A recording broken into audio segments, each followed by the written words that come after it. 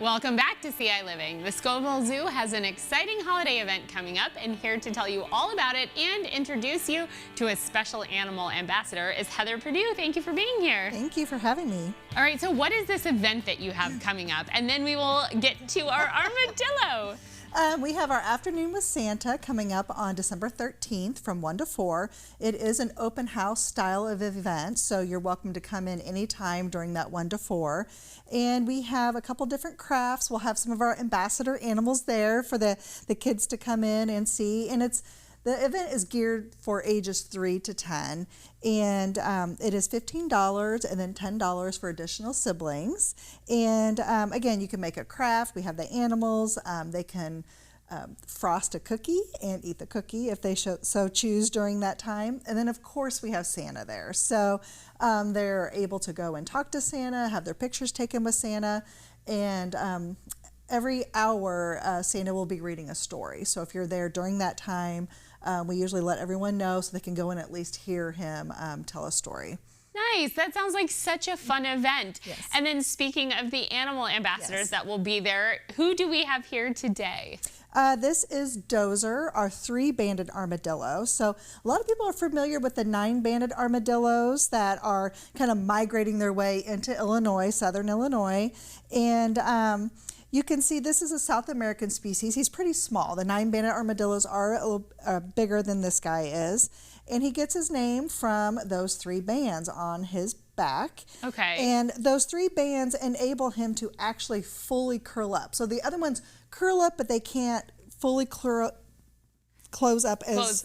Oh, I see. He can go all the way in. It's kind of like a Pokemon ball is what a kid told me one day, but yes. And is that his main defense mechanism, is curling up to protect his head and his tail and everything? Yeah, because you can feel it. It's pretty hard. Oh, yeah. And it is a keratin, so it's kind of like our nails and our hair. And even his head even and his tail. head is a little, there's a little plate there.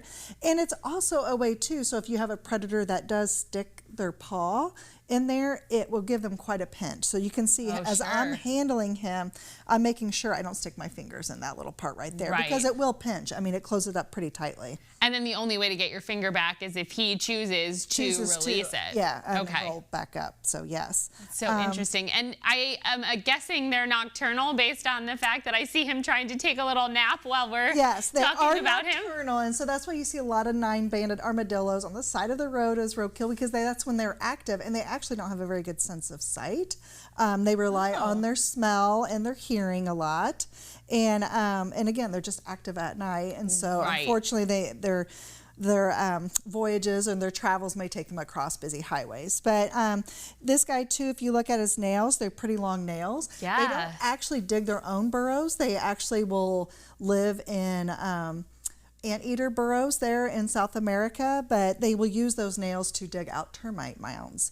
So they eat a lot of insects, so especially ants and termites. That makes sense because they kind of have that long face like an anteater or something like that. I was going to ask what kind of stuff do they eat? Do they eat fruit and things like that with their claws as well, or do they mostly just eat bugs? They will eat, they will scavenge some fruits and stuff, but they're mainly insectivores. Insectivores. And then what about reproduction? Do they have eggs, live birth? They give live birth. They are a mammal, you know, and that's kind of interesting because you can see his hairs and stuff on them, which we know is a mammal characteristic.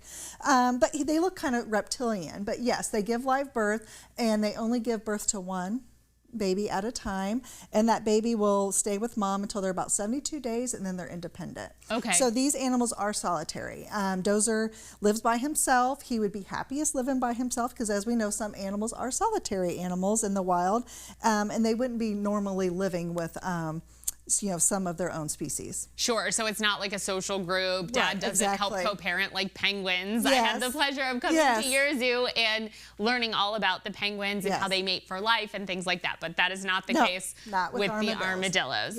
And then what about lifespan?